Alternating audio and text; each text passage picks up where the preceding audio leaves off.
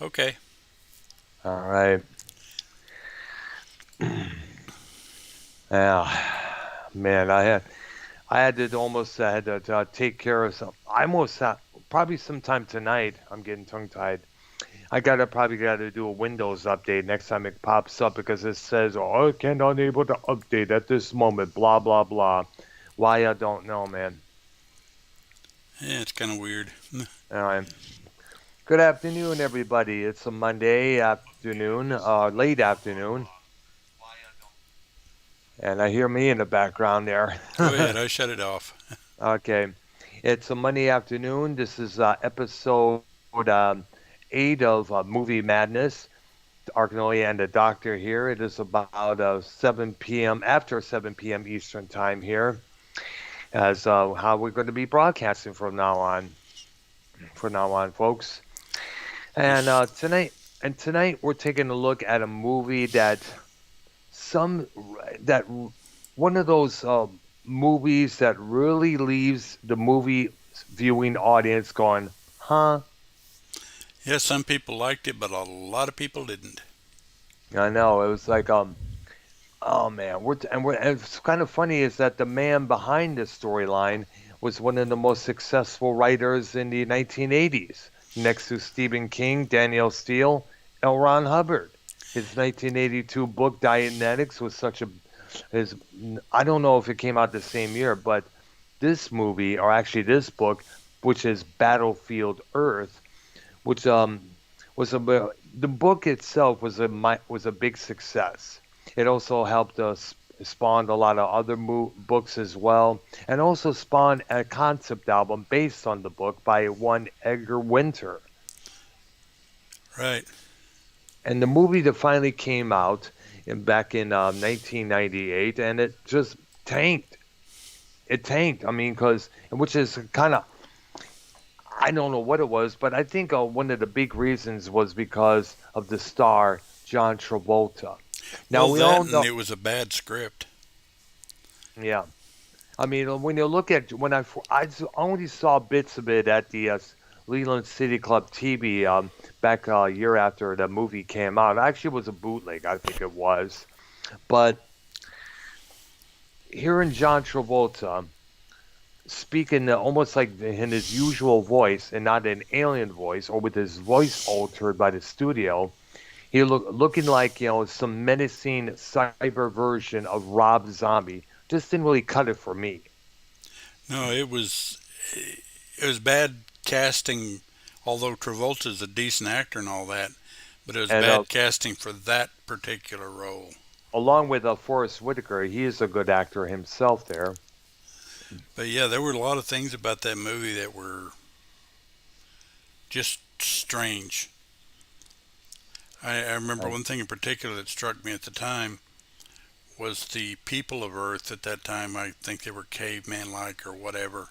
yeah, it They were takes barely functional, yeah, and yet they stumbled on this place that had a bunch of stored jets. yeah, What are these? I don't know. Oh wait, here's a book about them. They read the book and suddenly they could fly them. And wow, it's like all these people that trained years and years and years to fly. All they needed to do was read a book and they could fly an airplane.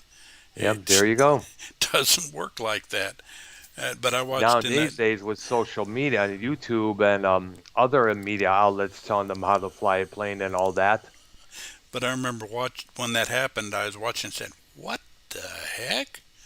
I mean, Yeah. it was like, And also, I need to correct myself. It came out. The movie came out in 2000, not 1998. My bad there. So I got to retouch the description there.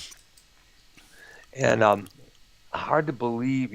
It's just well, like I said, I it, went the night either the night of the release or the night after release or whatever happened to be released near my birthday, and I was taken there for a birthday present with my brother, and we yes. both sat through that. We came out of the movie. We looked at my wife and said, "What the heck was that?" At the same time, Yep. well, I thought you guys liked science fiction. I said, "This was not good." Yeah. And it's kind of obviously that the reason John Travolta signed up to play the film, because L. Ron Hubbard, the book's author, of course, is the founding father of Scientology. And of course, Travolta, along with Tom Cruise and a couple others, like the late Isaac Hayes, they're Scientologists themselves. So they figure, Travolta sought for years to make a film about the novel.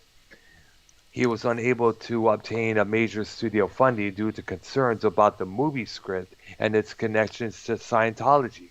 In 1998, it was picked up by an independent production company called Franchise Pictures, which specialized in rescuing stars' pets projects.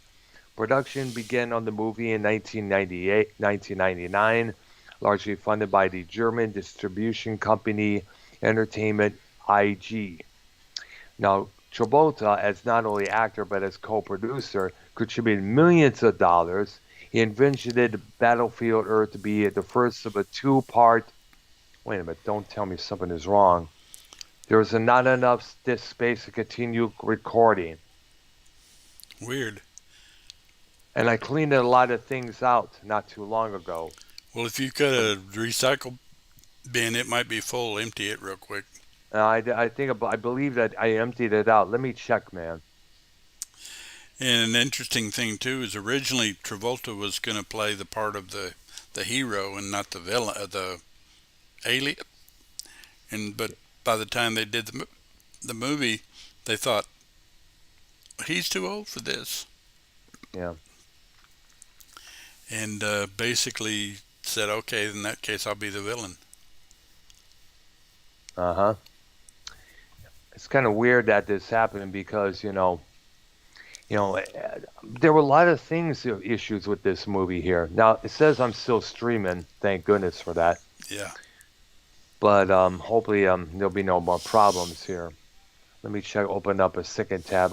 This has been going on a long time, and I don't like it one damn bit. To be honest with you, it's been pissing me off for a long time, man. Looks like I'm gonna have to probably clean out some of my download sections as well. I'm thinking. yeah, yeah. Either that or get an external hard drive. That's what I'm thinking. I got to contact my nephew sometime about this whole thing there. All right, I'm still live. I'm still live, man. Okay, and we are ready to roll here. Okay, we're still ready to roll here now. Now, going back to the story there, the movie was a critical and commercial failure, described as one of the worst films of all time next to Heaven's Gate from 1980. Reviewers criticized every aspect of the movie, including the acting, the script, special effects, art direction, and cinematography. Audiences reported to have ridiculed early screenings and have stayed away from the movie after its opening weekend. It received seven Golden Raspberry Awards, which until 2002 was the most Razzie Awards given to a single film. It also won Worst Picture of the Decade in 2010. Franchise Pictures was later sued by its investors and went bankrupt in 2007 after it emerged that it had overstated the film's budget by 131. Actually, no, let me correct that. 130. What am I saying? $31 million. Thus, coupled with its poor reception, ended plans from Travolta for a sequel. So because the movie was a bomb, the company went bankrupt and got themselves in a heap of trouble. The movie didn't do that well, and there are no hopes of a sequel. Yeah, I can't imagine that. Boy, Now, the story behind this, it takes place in the year 3000. Earth is a desolated wasteland. The Saichilos, a brutal race of giant humanoid aliens, have ruled the planet for 1,000 years and have used human slave labor to strip its minerals and other resources, with a special desire for gold. A few primitive hunter-gatherer tribes of humans live in freedom but in the remote, hidden, both hidden and areas. But after 10 centuries of the oppression by these aliens, they have abandoned any hope of regaining control of their planet. Barry Pepper's character, Johnny Goodboy Tyler, rejects the universal hopelessness and leaves his tribe in the Rocky Mountains on a journey of exploration with a nomad hunter named Carlo, played by Kim Gotens. Both are captured by a raiding party by the Seychelles alien race and transported to a slave camp in the ruins of Denver, Colorado. The aliens plan for a base of operations. It is where their headquarters is, basically. A massive dome over the base protects the Seychelles from Earth's atmosphere, which to them is very, very toxic. At the camp, they meet a person named Terrell, Terl, played by John Travolta, who is the security chief. Him and his deputy, Ker, played by Forrest Whitaker. Now, the superiors of Terrell have had him reassigned to his remote Earth outpost indefinitely due to one of the more unexplained incidents involving the senator's daughter. He plans to bribe his way back into the home planet by illegally mining gold in areas of high radioactivity. The Seychelles avoid such areas because radiation reacts explosively with the gas mixture that they breathe. Terrell observes that Johnny is a resourceful human and selects him to lead the mining operation. Johnny requires a comprehensive knowledge of human history, the planes that you were talking about, and literature, and in a Seychelles rapid learning machine. He defiantly declares that one day the humans will overthrow the Seychelles and retake their planet. An amused Terrell shows Johnny the ruins of Denver, its public library, and boasts that the Seychelles conquered all of Earth in only 9 minutes early in the 21st century. Now, Johnny later spends his time in the library and is practically inspired by the Declaration of Independence. Now, Terrell gives Johnny a party of slaves and a Seychelles flying shuttle and orders him to find gold. Johnny locates a plentiful supply of the long abandoned Fort Knox. He also discovers an abandoned underground military base with working Harrier jump jets, weapons, and fuel. While they are supposed to be laboring in the mines, Yeah, Johnny it and his kept its followers. fuel for 1,000 years and it didn't spoil. Amazing. Yeah, wow, interesting, man. Interesting, man. All right, let's see who's in. Let's see how my stream is on. Let me over here. Thank you, Costanza. He hopes the new job is good. It is good, man. I'm really happy that I found this. Really did, man. After all this time, man. Now, where the fuck was I? Oh yeah. He also mentioned Johnny and his followers plot a revolution, training themselves in aerial combat using the military base's flight simulators.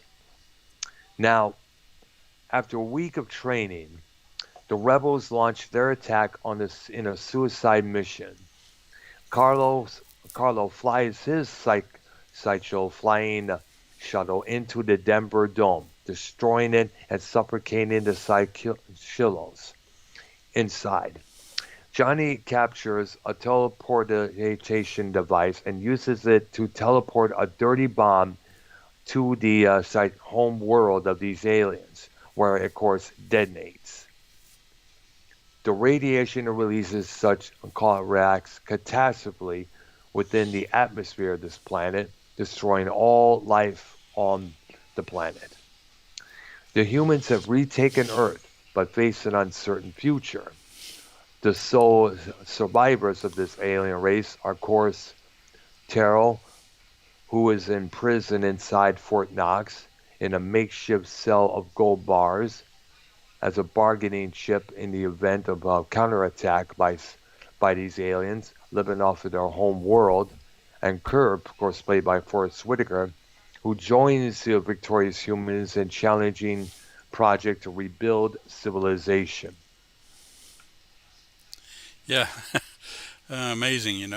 They should be able to build it real quick as fast as they learned how to fly jets. Yeah. But then again, you got to remember this is going to require everybody within that whole, which a region of the country, let alone the whole world there, because we're talking about a destroyed Earth right here. Yeah, they could learn how to get everything to grow again, things of that nature. How to farm, how to build factories, how to do this, how to do that. Because remember, this takes place in the year 3000, and after 1,000 years of rule by these aliens, so they're going to have these people now are going to have lots to learn when you think about it. There, And not only that, radiation's made the dirt almost useless as far as growing stuff. exactly. So I'm not real sure how they were going to grow food, or how. Actually, for that matter, what were they eating? Good question. There, we don't know. There probably if there were fruits, if there was berries or whatever, who knows? Yeah, and even that needs good soil somewhere. Right. Okay, let me see if I can start recording again. All right. Now we're recording good. Well, hopefully we'll be able to this whole mention what we mentioned here or this earlier on will stay on recorded there. Well, of course it's gonna go to the video files no matter what. Thank goodness. Right. I'm just pissed off that this whole thing keeps going on. I gotta definitely check the hard drive sometime when we're done here because this is fucking going fucking nuts. I'm tired of it. Now, the development, as you know, was of course John Travolta's idea. In 1975, John Travolta converted to Scientology and became one of the Church of Scientologists' most su- prominent supporters, next to Tom Cruise. Hubbard had sent Travolta an autographed copy of Battlefield Earth when the book was first published in 1982. He had reportedly hoped that Travolta would turn the book into a film, something in the vein of both Star Wars and Close Encounters of the Third Kind. While Travolta was interested, his influence in Hollywood at that time was not that good. He had did a lot of flops, and his star was kind of like fading up until, of course, Pulp Fiction. Or no, basically, let me take that back. Look Who's Talking with Chrissy Alley. Yeah, which was, well, a goofy movie in its own right. Yeah, but a little bit later. But then again, Travolta would really hit big when he starred in, of course, Pulp Fiction, with alongside Samuel L. Jackson, Jules Yeah, and Vince. Um, Bruce Willis was in that movie too, I think. I think yes, as I guess so. Who's was Forrest Whitaker in that as well, or somebody else? I don't remember Forrest Whitaker, but he could have been there and just was Um, inconsequential, and I didn't notice him. you know, we'll have to look it up sometime there. Now, in the back to the story. Now, he gained a renewed influence with the success of the 1994 Pulp Fiction, which garnered Travolta an Academy Award nomination for Best Actor. Now, throughout the years, he had not forgotten Hubbard's wishes to see the book become a movie, and he took on the task of making the book into, as of course, a movie. He Right. described the book in interviews like as 1,000, and another quote like Star Wars, only better. Now, he lobbied influential figures in Hollywood to fund the project and reportedly too had required the aid of other Scientologists in promoting it. According to Bill Mechanic, the former head of 20th Century Fox, he said, quote, John wanted me to make Battlefield Earth. He has Scientologists all over me. They come up to you, they know who you are, and they go, we're really excited about Battlefield Earth. This did not impress the movie executive. He was like, quote, you think in any shape, way, or form that weirding me out is going to make me want to make this movie? I mean, come on. They were trying to intimidate and harass him. Of course, they're not going to do that, man. Come on. A lot of times that'll keep people from doing things. Correct. Yeah, exactly. The same thing with the Mormons. One of our old neighbors at the place we lived at previously, he was getting pissed off because a lot of times these people were like would not leave him alone. You know, to join the Mormon church and such. Yeah, they're pretty persistent. Yeah, I have and that's I have and that relatives that are Mormons. and they often come up to you and do the same thing at Well, times. luckily they live in Utah, Nevada, California. You know, because there were a lot of times what's this? Oh yeah, we cannot forget these guys. The son of a bitch. I'm gonna try and do something here at the same talk at the same time. There we go. The Jehovah's Witnesses. They keep knocking Oh on the yeah, same door. How many times they're trying to get your attention? they're very persistent also. I know, and that's the thing. And this is one of the big reasons why people look down on religion. Which is sad because there's nothing wrong with religion. It's when people push it on you constantly, constantly, and won't let up. And Tom Cruise, another one of the big spokesperson for Scientology, he was in a lot of ways he did a lot of damage to this particular religion. And when you really look at this, it's you keep wondering is this a religion or a cult or a cult which drains your wallet book? Because what I remember hearing about is that you have to pay a certain amount of money to get this information, another amount of money to get that information, which leads up to a next book that you got to pay $100,000 for another source of information. And the thing is, do is it a guaranteed spot in the Golden Gates up in the sky? I'm not real sure how that works.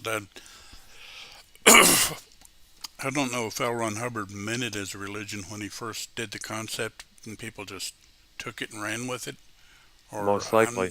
I'm not real sure what happened there. Someday I guess I need to see.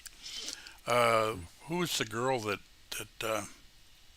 was a member since she was a kid and then Um, left? Leo, let me look on her. Yeah, she was the one that was in King of Queens, and I can't remember her Yes, I name. remember. Le- Leah Remine. Yeah, I think, yeah, she was the former. As you know, she was the longtime star of the King of Queens from '98 to 2007. She was also in the sitcom Kevin Can Wait from 2017 to 2018, alongside our Kevin James, and believe it or not, she's also, as we know, she is a former Scientologist, and she exposed a lot of details about the whole organization. yeah, they're She left trying the org, real hard to get her ostracized totally because of that too. yeah, exposing Scientology, I think it's called. That was on the A&E network there. Right. Yeah, when she started Bub, of course, she left the organization and began criticizing the org. 2 years later, she released a Troublemaker, Surviving Hollywood and Scientology. It was a memoir about her experience with the religion and reasons she left it. And she followed up the book with a series explaining to highlight former Scientologists' experiences and some of the horrors and things they went through. Yeah, I think her mother was a member, and if I remember the story right, she grew up in it, and then later on was like, "Hey, wait, what am I doing?" or something along that line. I think that was the way it worked. Hmm. Not real sure. Exactly. That's now the reason she left, of course, it was owing up to policies forbidding members from questioning the management of the church leader David Miscavige. what's his name is like, I'm not real sure. I wasn't even sure who the leader was. I think it was just David. It was well, his last name is spelled Miscavige.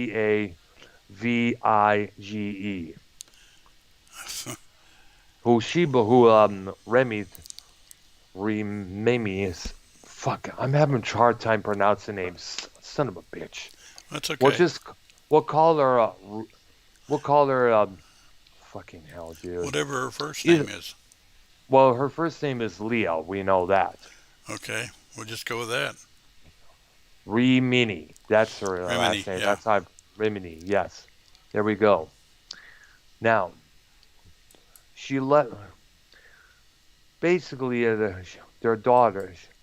Basically she she helped the fucking hell.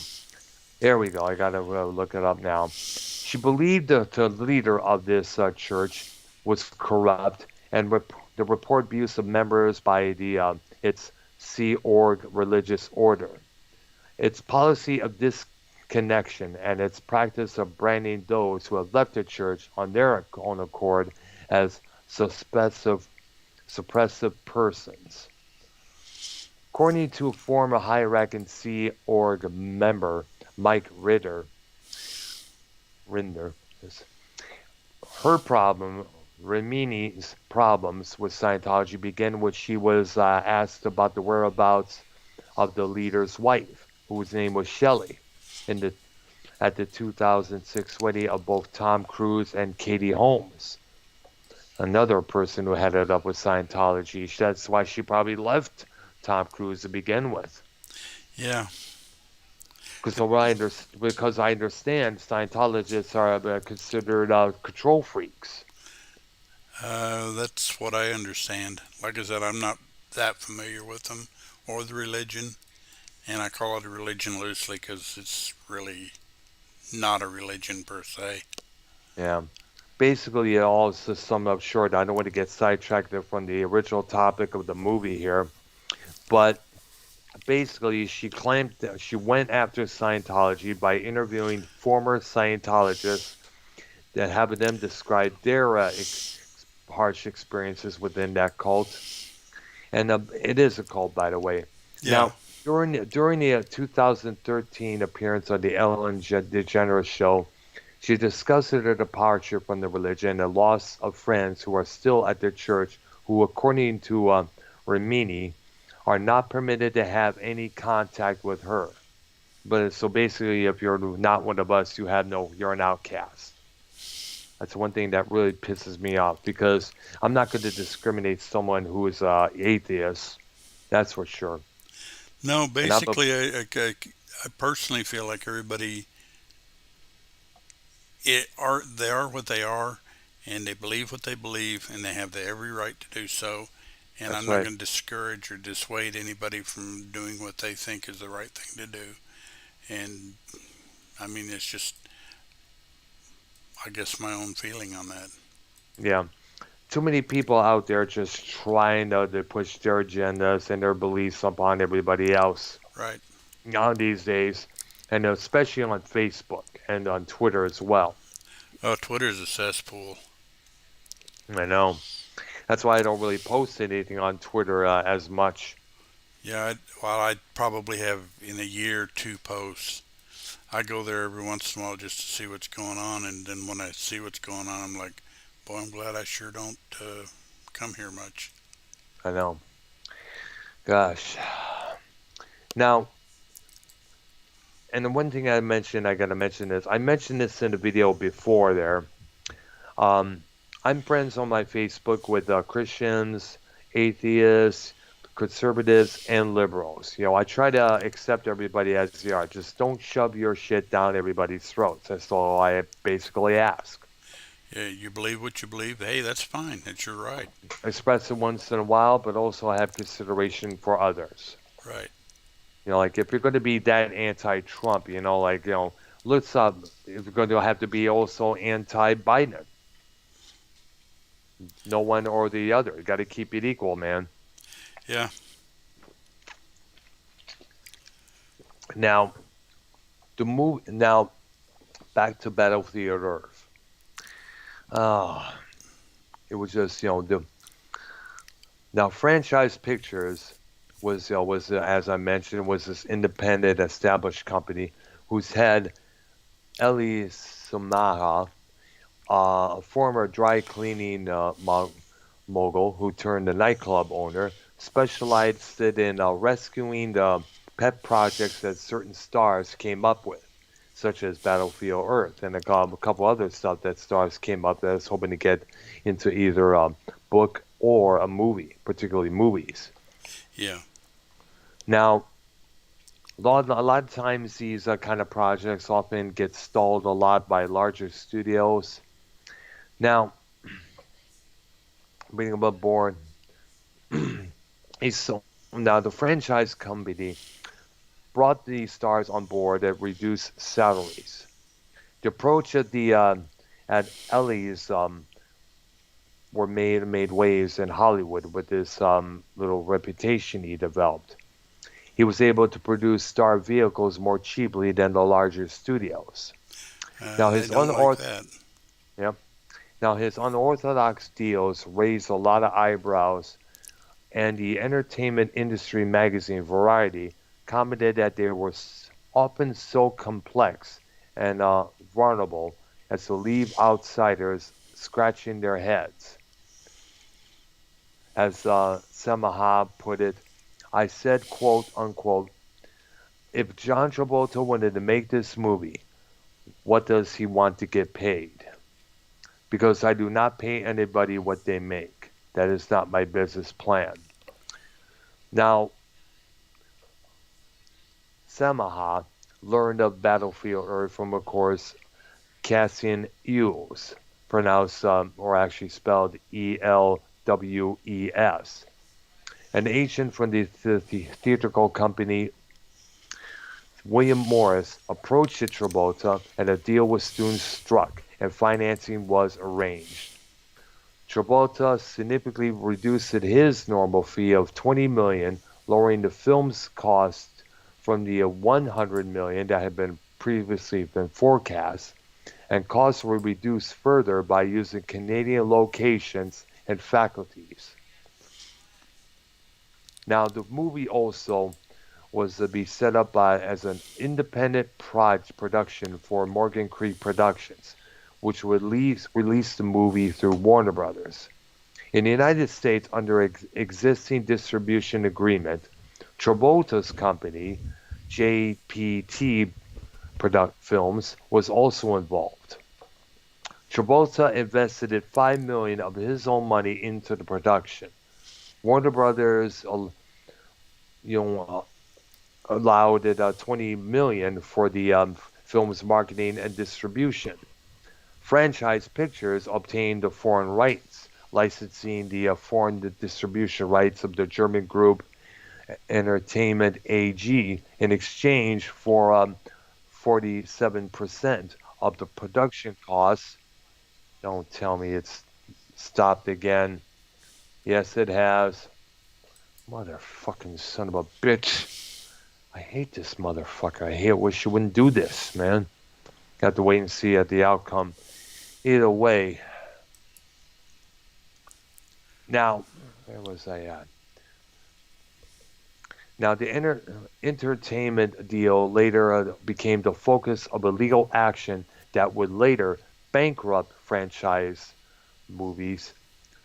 Samaha forecast that the film would be a hit. He said, my projected numbers on Battlefield Earth are usually really conservative. I'm already covered internationally, and there's no way I'm going to lose if this movie does 35 million domestically. And Travolta has never had an action film do under that amount. Sadly, it didn't work out that well. The movie No, came out. It was a bad movie there, it was sadly. universally panned. The Yeah, criti- absolutely. the critics basically out of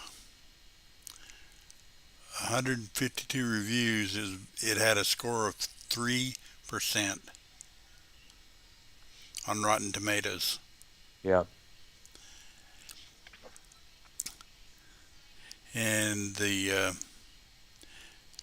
people, it had an average score of 9 out of 100.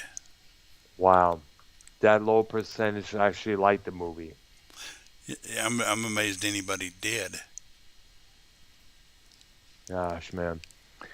And the Wow. film was That. given a grade of D plus on an A Mhm. plus to F scale. So apparently there are a few people out there that were going, hey, it wasn't so bad. Because I can't imagine anybody going, wow, this is good.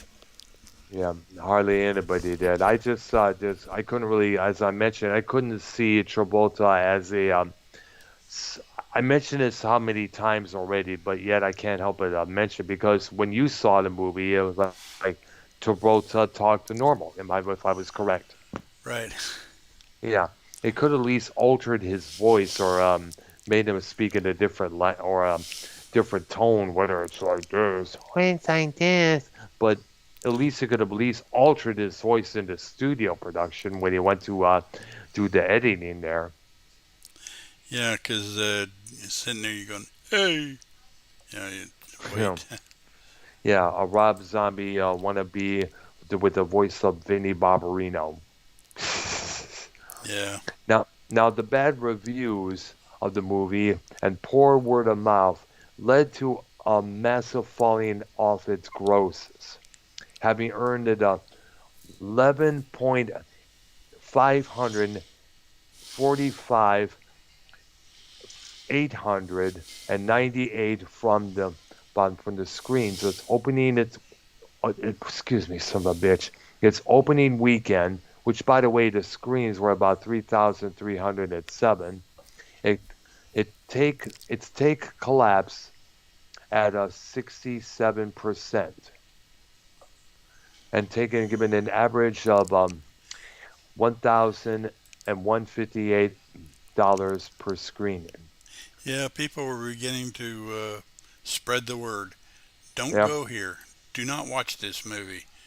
Not unless you want to be, bored out of your skull or sit there and wonder, what what in the the fuck? world?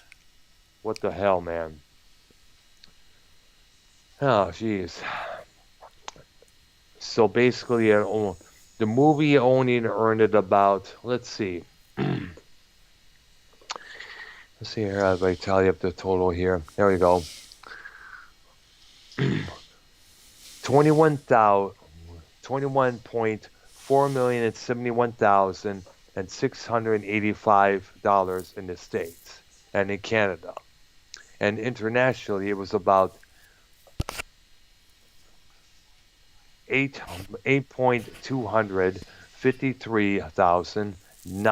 8,253,978 internationally, and it was we had to fell short of its reported at 73 million production budget and 20 million estimated in marketing costs.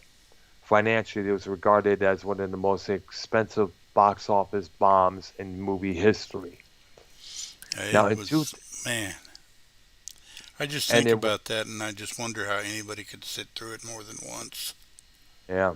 And you also got to remember a couple of years later, Scientology, of course, as we mentioned, would be on the spotlight again, thanks to Tom Cruise running amok, jumping up and down on the sofa on the Oprah Winfrey show and giving Matt Lauer of the Today Show some lip, Yeah. like he did there. So right now, Scientology, I guess, even though it still has its proud members, they often it has a bad reputation, believe it or not, when you think about it. Yeah. It's not like I'm going to run out and join it. Yeah. In the 2006 list, you know, it was considered the top 10 biggest box office failures. MSN Movies writer Kat Giantis placed the movie as tied with Ichiban. What's this movie called here? Let's see here. Ichikon. I think it's It's I'm not even spelled. familiar with that movie. No, I only heard about this myself. I thought it said Ichiban, but I made a mistake here. It's spelled Inchon. Both are sponsored by their respective cults of Scientology and the Unification Church for number 7. Now, of course, the DVD comes out the following year, 2001, deleting one scene and including 2 additional ones, to the room's running time. The DVD also has commentary tracks from the director Roger Christensen and his production, costume and creature designers, as well as special effects, and including the alien that John Travolta played. It was The, a makeup test. Now, from one of the writers from Sci-Fi Weekly wrote that "quote unquote" the Battlefield Earth Special Edition DVD is packed with information offering an enlightening glimpse into the creative process behind this imperfect but entertaining picture. Now, Roger Salas of the Star Tribune described it as one of the best DVDs for a bad movie. that's odd praise. Yeah, kind of when you think about it there. A review of the DVD version in the Los Angeles Times was even more critical. "Quote unquote," it said, "a dated visual style patched together some special effects and ludicrous dialogue combined into a film that is a wholly miserable experience." Now, there was also in 2020 a Blu-ray digital combo pack was scheduled to be released this past September by Mill Creek Entertainment. Why? Now, I have no clue. Good. Now, remember, there are people out there who like to watch bad movies as an Well, yeah, entertainment form. actually, I do too, but this Mm. one's almost on the verge of being bad enough that I'm not really interested. Yeah, I enjoyed Plan 9 from Outer Space, but this one, wow. I know. Tell me about it. It's considered the worst. Now, let me get this up out of the way. As of September 2000 on Rotten Tomatoes, the film had a score of 3% based on 152 reviews, with an average rating of 2.25/10. The critical consensus stated, "quote unquote," ugly, campy, and poorly acted. Battlefield Earth is a stunningly misguided, aggressively sci-fi bad folly. Yeah, and A there's been mid- tons of bad science fiction movies, but most yeah, of them have been enjoyable to watch. yeah. Plan 9 Not for this to one. Space, The Adventures of Buckaroo Banzai. There's another one out there that's supposed to be a sci-fi comedy called that had Jeff Goldblum and excuse me there, it's my bad. It also started Julie Brown from the MTV VJ days there.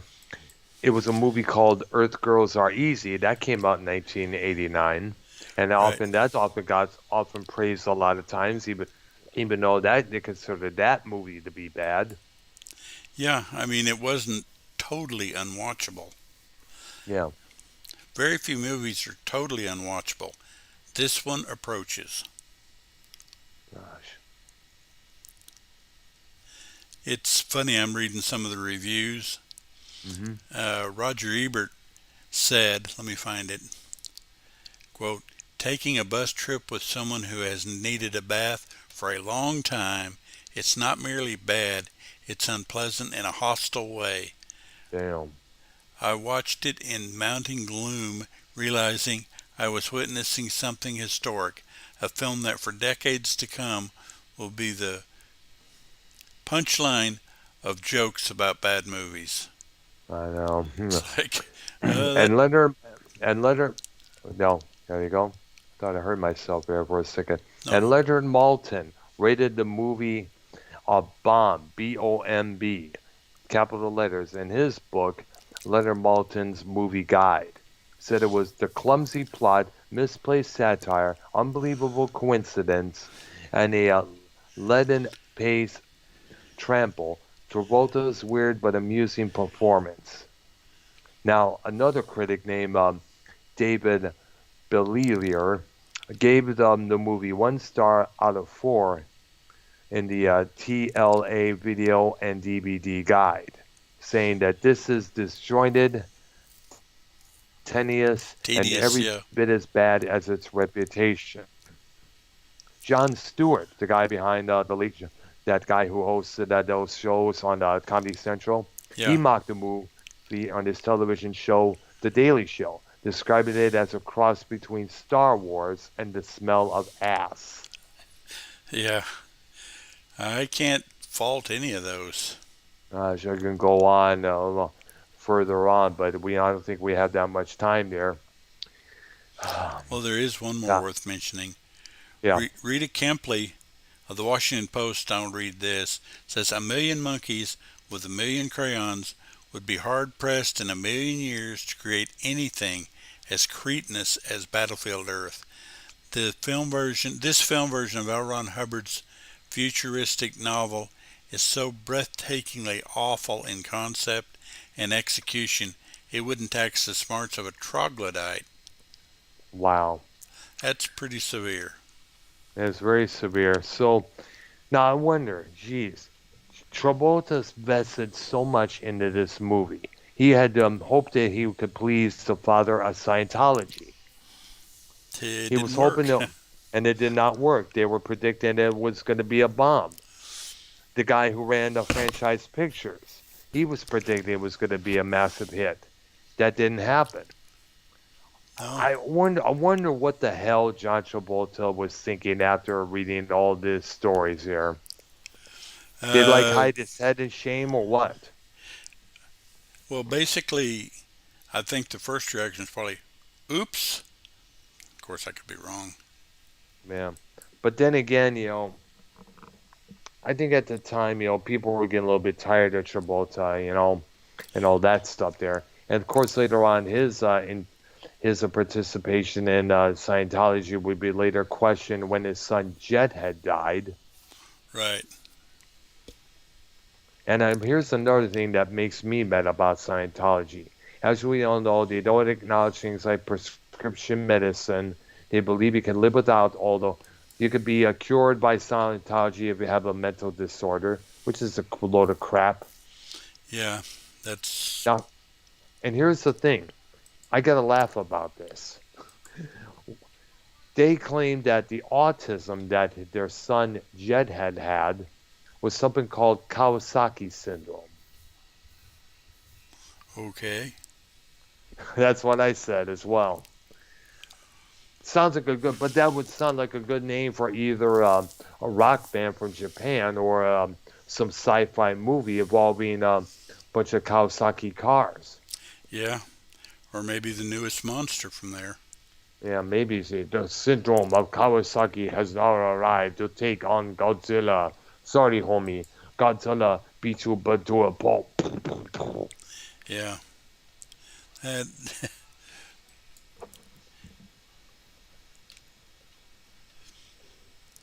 Kawasaki this, motherfucker. well, actually, Kawasaki is a motorbike, I believe. Oh, yeah. Well, either way, just see the idea of giving it that awkward of a name just for a syndrome just blows the fuck out of my mind, man. Yeah, it's kind of weird. Was that you, man? Yeah, I got my other computer going and it did something. Oh, Nothing okay. bad, but Yeah. it Well, lets me know. I'm still streaming. Thank goodness for that. I'm gonna, like I said, I'm gonna have to do some work on this damn computer here. I'm gonna get done here. And be sure and check your storage because it sounds like your storage you need to dump some stuff. I'm thinking the same thing myself, man. Well, I'm gonna take a look at it as soon as I'm done with here, and I think this probably be it for today for our episode. I guess of Movie Madness. I guess since it's about Yeah. a couple of minutes to 7 there. Yeah, and that was a fun read. I mean, that was, it brought back, I don't want to say painful memories because it's not painful memories, but awkward. it brings back memories of, boy, what a 2 hours I wasted. But More like puzzling memories, so because you came out there being so damn puzzled, you didn't know what to think next. yeah, I was sitting there going, what the heck was that all about? I mean, it made no sense.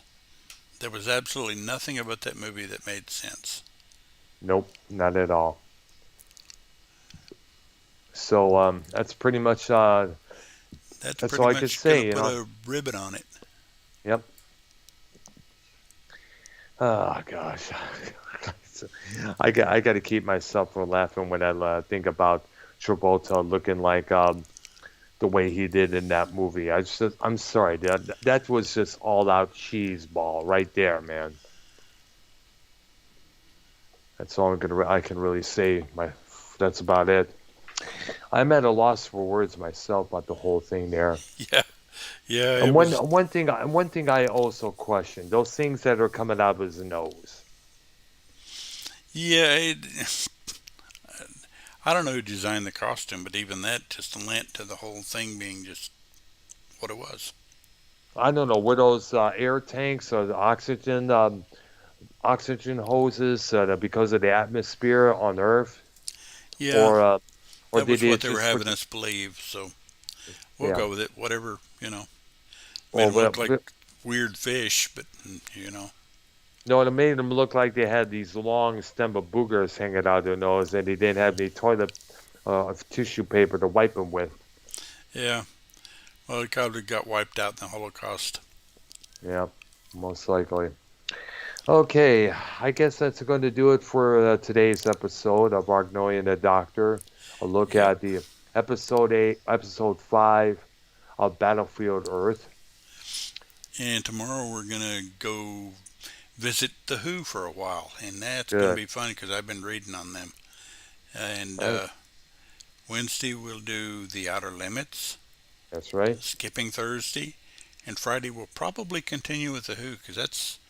Most I likely mean, we I will read be. stuff I didn't know, and I thought I knew the Who pretty well. Yeah, So it will be an interesting read. absolutely there. So for Arknolia and myself, this is Arknolia and the Doctor with Arknolia Stroke and Bean and Dr. Earl W. Brown. And we'll tune in tomorrow night as we take a look at the Who, and I guess it will be one of two parts. I know that about that. Quite likely there's a lot of material. Yep, yeah, there. All right, so that does it for today, and we will see you at 7 p.m. Eastern time. Okay. Alrighty. All right. Bye bye.